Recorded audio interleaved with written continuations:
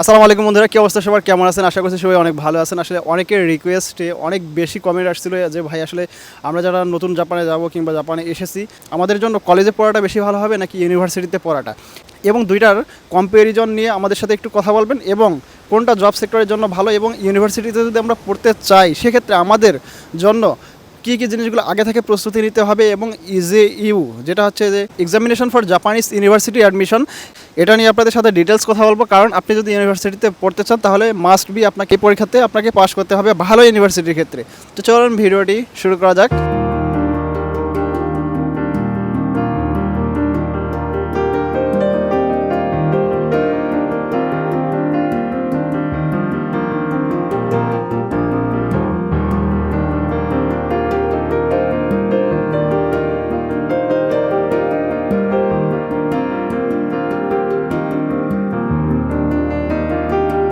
Hello বন্ধুরা, আমি মোহাম্মদ শাহিন আলম, জাপানের শিজুওকা প্রিফেকচার থেকে। আমি জাপানে স্টুডেন্ট ভিসাতে এসেছিলাম 2022 সালে। আমার পড়াশোনা কমপ্লিট, জাপানে এখন আমি ফুল টাইম জবে আছি। চলুন কথা না বাড়িয়ে আমরা মূল ভিডিওতে চলে যাই। অনেকে মনে করে ইউনিভার্সিটি সব কিছু, এবং এখানে ইউনিভার্সিটিতে যদি আমি পড়তে না পারি তাহলে আমার জন্য সব কিছুই শেষ, এরকমটা আসলে অনেকে ভাবে।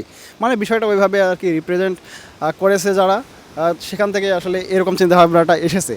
আসলে কোনটা সত্য, এবং ইজিও এক্সামটা মূলত কোথায় লাগে, ইজিও এক্সাম কি, এটা ভর্তি হতে গেলে কত মার্কস পেতে হয়, কী কী সাবজেক্ট থাকে, এবং স্পেশালাইজড কলেজের ক্ষেত্রে যেমন সেনমনের ক্ষেত্রে কী কী আগে থেকেই প্রস্তুতি নিতে হবে, পার্মানেন্ট রেসিডেন্সির ক্ষেত্রে কোনো পার্থক্য আছে কি না, ইন্টারন্যাশনাল স্টুডেন্টদের জন্য কোনটা বেশি ভালো হবে। তো চলুন আলোচনা করা যাক। বন্ধুরা, ইজেইউ এর পূর্ণরূপ হচ্ছে examination for Japanese university admission, এবং এটা হচ্ছে ইন্টারন্যাশনাল স্টুডেন্টদের জন্য। জাপানে যদি আপনি কোনো ইউনিভার্সিটিতে পড়ার ইচ্ছা থাকে তাহলে আপনাকে অবশ্যই এই পরীক্ষায় আপনাকে পাশ করতে হবে। পরীক্ষাটি মূলত বছরের কোন কোন সময়ে অনুষ্ঠিত হয়? এই পরীক্ষাটি মূলত বছরে 2বার অনুষ্ঠিত হয়, জুন এবং নভেম্বরে।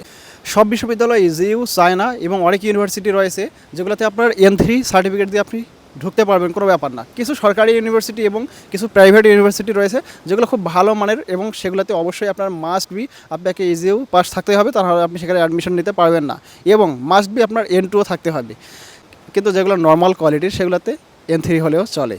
ইজেইউ এর বিষয় হচ্ছে হিউম্যানিটিস নিয়ে আমি যদি কথা বলি, জাপানিজ, দ্বিতীয়ত হচ্ছে জাপান অ্যান্ড দ্য ওয়ার্ল্ড, তৃতীয়ত হচ্ছে ম্যাথমেটিক্স কোর্স, এবং এটা উপযুক্ত হচ্ছে business, economics, hotel and tourism, commerce, সায়েন্সের ক্ষেত্রে যেগুলো লাগতেছে।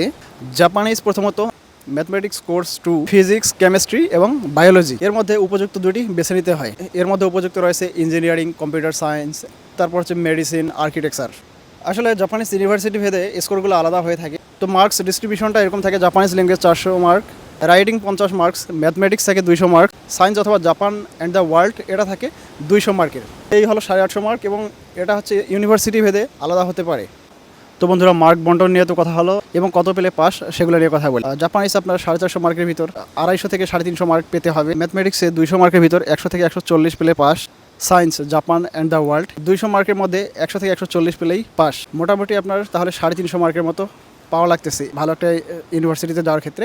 এক্ষেত্রে আপনি যদি আরও টপ র্যাঙ্কের ইউনিভার্সিটিগুলোতে যেতে চান সেগুলোর ক্ষেত্রে মার্কটা আরেকটু কম বেশি হতে পারে। আপনি যদি টোকিও ইউনিভার্সিটিতে আপনি যদি চিন্তা ভাবনা করেন, আপনার জাপানিজ ইজিওয়ে 400 মার্কের ভিতর 340 থেকে 380 মার্ক পেতে হবে। ম্যাথমেটিক্স কোর্সে আপনার 200 মার্কের ভিতর 170 থেকে 190 পেতে হবে। সায়েন্সের যে সাবজেক্টগুলো রয়েছে সেগুলোতেও 200-এর ভিতর 170 থেকে 190 পেতে হবে। জেএলপিটি যদি আপনার N2 থাকে তাহলে খুবই ভালো। জেএলপিটি N1 অপরিহার্য, এবং আপনি যে স্কুল এবং কলেজে পড়েছেন সেখানকার আপনার ফলাফলের উপরও ডিপেন্ড করতেছে, আপনাকে খুব ভালো মার্কস পেতে হবে। ইউনিভার্সিটির যদি সুবিধাগুলো বলি, ইন্টারন্যাশনালি এটার গ্রহণযোগ্যতা বেশি, মাস্টার্স এবং পিএইচডি করার সুযোগ থাকে, রিসার্চ করার সুযোগ থাকে, বড় বড় কোম্পানিগুলোতে আবেদন করার সুযোগ থাকে, এবং ম্যানেজমেন্ট ট্র্যাকে যাওয়ার সুযোগটা বেশি। এবং আপনি যদি এখানে ইউনিভার্সিটিতে পড়েন, বাইরের দেশে অন্য আপনি যদি কান্ট্রিতে মুভ করেন সেক্ষেত্রে আপনার প্রায়োরিটিটা অনেক বেশি পাবে। তো চলুন, ইউনিভার্সিটি নিয়ে আমাদের আপাতত এতটুকুই। তো চলুন আমরা পরবর্তীতে স্পেশালাইজড কলেজ সম্পর্কে কথা বলি। স্পেশালাইজড কলেজ মূলত কী আপনাকে স্কিল শেখায়? হোটেল অ্যান্ড ট্যুরিজম নিয়ে পড়াশোনা করতে পারেন, আইটি নিয়ে পড়াশোনা করতে পারেন, অটোমোবাইল ইঞ্জিনিয়ারিং, অ্যানিমেশন নিয়ে পড়তে পারেন, গেম নিয়ে পড়তে পারেন, এবং আপনি অটোমোটিভ নিয়ে পড়তে পারেন।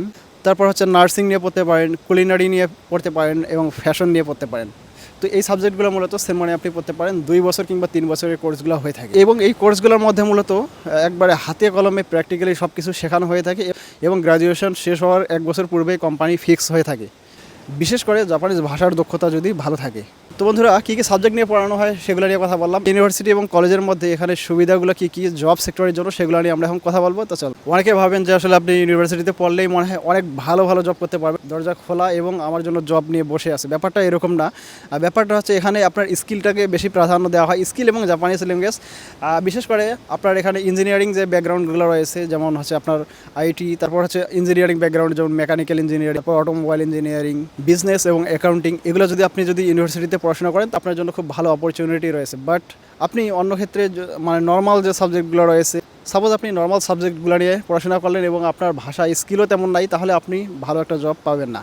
আমি যে কয়েকটা সাবজেক্ট বললাম সেগুলো নিয়ে যদি ইউনিভার্সিটিতে পড়াশোনা করেন, আপনি যদি জাপানিজ ল্যাঙ্গুয়েজে অনেক বেশি ভালো হন, তাহলে ভালো একটা কোম্পানিতে জব করতে পারবেন। অন্যদিকে আপনি যদি সেনমনে পড়াশোনা করতে চান, আপনার জন্য যে সাবজেক্টগুলো খুব বেশি একবারে ইফেক্টিভ হবে আপনার জব সেক্টরের জন্য, তার ভিতর অন্যতম হলো আপনি বিজনেস নিয়ে পড়তে পারেন, তারপর নার্সিং কেয়ার নিয়ে পড়তে পারেন, শেপ নিয়ে পড়তে পারেন, অটোমোবাইল নিয়ে পড়তে পারেন, অ্যানিমেশন নিয়ে পড়াশোনা করতে পারেন, বিউটি নিয়ে পড়াশোনা করতে পারেন। আপনি এই সাবজেক্টগুলো চুজ করতে পারেন, তাহলে আপনার জব সেক্টরের জন্য আপনার অনেক বড় অপরচুনিটি অপেক্ষা করতেছে। আমি যে কয়েকটা সেক্টর নিয়ে কথা বললাম সেনমনের জন্য, বিশেষ করে কলেজের জন্য, এখান থেকে পড়াশোনা করলে জবটা হওয়ার চান্স থাকে 100-99%। আপনার ভালো একটা কোম্পানিতে জব পাওয়ার ক্ষেত্রে আপনার জাস্ট এখানে ইউনিভার্সিটি পড়াটাই মুখ্য বিষয় না। আপনার এখানে ইউনিভার্সিটিতে আপনি যদি পড়েন কিংবা কলেজে পড়েন, আপনাকে জাপানিজ ল্যাঙ্গুয়েজ প্লাস আপনার প্র্যাকটিক্যাল কাজ দুইটাতে আপনার দক্ষতা অর্জন করতে হবে, তাহলে আপনি ভালো কিছু করতে পারবেন। চলুন, ইউনিভার্সিটি এবং কলেজের ভিতর কোনটার বেতন কীরকম হয়ে থাকে সেগুলো নিয়ে কথা বলি। শুরুর দিকে কোম্পানিগুলোতে আপনি এখানে অঞ্চল এবং কোম্পানি ভেদে আপনার বেতনটা কম বেশি হয়ে থাকে। অনেক গ্রাজুয়েট রয়েছে যারা অনেকে 2,20,000 থেকে 2,80,000 এরকম স্টার্টিংয়ে পান, এবং আপনি যদি সেনমনে পড়েন আপনিও প্রায় 1,80,000 থেকে 2,20,000 পর্যন্ত শুরুর দিকে স্টার্টিংয়ে পাবেন। এবং যদি কোম্পানি আপনার বড় হয় তাহলে আপনার এখানে বোনাস থাকবে এবং আপনার বছরে ইনক্রিমেন্ট থাকবে। এভাবেই মূলত স্যালারি রেঞ্জটা হয়ে থাকে। তো চলুন, কোনটা কার জন্য ভালো হবে? যারা ইউনিভার্সিটিতে পড়তে চান, আপনি যদি রিসার্চ করতে চান তাহলে ইউনিভার্সিটিতে ভর্তি হন। মাস্টার্স এবং পিএইচডি যদি করার ইচ্ছা থাকে তাহলে আপনি অবশ্যই ইউনিভার্সিটিতে যাবেন। কর্পোরেট লেভেলে যদি আপনার ক্যারিয়ার তৈরি করতে চান অবশ্যই ইউনিভার্সিটিতে যাবেন। দীর্ঘমেয়াদী যদি কোনো ক্যারিয়ার পরিকল্পনা থাকে তাহলে অবশ্যই আপনি ইউনিভার্সিটিতে যাবেন। সেনমনটা মূলত কাদের জন্য? যারা খুব তাড়াতাড়ি অল্প সময়ের ভিতর একটা স্কিল অর্জন করে জব ফিল্ডে আপনি প্রবেশ করতে চান। কারণ বিষয় হলো কি, যে অনেকে আমরা আছি, অনেকের এজ বেশি থাকে, জাপানে আসছে প্রায় 27-28 বছর, এখন নতুন করে আবার ইউনিভার্সিটিতে যাওয়া, সেখানে একটা সময় সাপেক্ষ বিয়ে শাদীর ব্যাপার থাকে। তো সেক্ষেত্রে অনেকে আসলে চুজ করে যে আমি 2 বছরে জাস্ট একটা সেনমন পড়ে নেব, আমার ওকে, এটা আমার জব লাইফের জন্য। এটা আপনি করতে পারেন। যারা প্র্যাকটিক্যাল কাজ পছন্দ করেন, হাতে কলমে কাজ শেখা পছন্দ করেন, তাদের জন্য মূলত সেনমনটা। অনেক শিক্ষার্থী বলে কলেজ ভালো, অনেকে বলে ইউনিভার্সিটি ভালো। আসলে জব সেক্টরের জন্য আপনার সব থেকে যেটা আমি আগে আলোচনা করলাম সেটা হলো যে আপনার মেন ইম্পর্টেন্ট হচ্ছে আপনার ভাষাগত দক্ষতা, আপনার প্র্যাকটিক্যাল নলেজ, আপনার গোল, আপনার বাজেট, সব কিছুর উপর ডিপেন্ড করতেছে। সেজন্য মূলত ডিসিশন ভবিষ্যৎ পরিকল্পনা অনুযায়ী সিদ্ধান্ত নেওয়া উচিত। তো বন্ধুরা, আজকের ভিডিওতে আমরা জানলাম জাপানের ইজিউ সম্পর্কে, সেনমন এবং ইউনিভার্সিটির মধ্যে পার্থক্য এবং আপনার জন্য কোনটা বেস্ট হবে, চাকরি, সব কিছু নিয়ে কথাবার্তা বললাম আজকের এই ভিডিওতে। আপনি যদি আমার চ্যানেলে নতুন হয়ে থাকেন এবং আপনি যদি বিদেশে ক্যারিয়ার গড়তে চান তাহলে অবশ্যই চ্যানেলটি সাবস্ক্রাইব করবেন। আর যদি আপনি আগে থেকেই আমার চ্যানেলে সাবস্ক্রাইব করেছেন, আপনাকে অসংখ্য ধন্যবাদ জানাচ্ছি। আজকে বিদায় নিতেছি, দেখা হবে নেক্সট ভিডিওতে। সবাই ভালো থাকবেন, সুস্থ থাকবেন। আল্লাহ হাফিজ।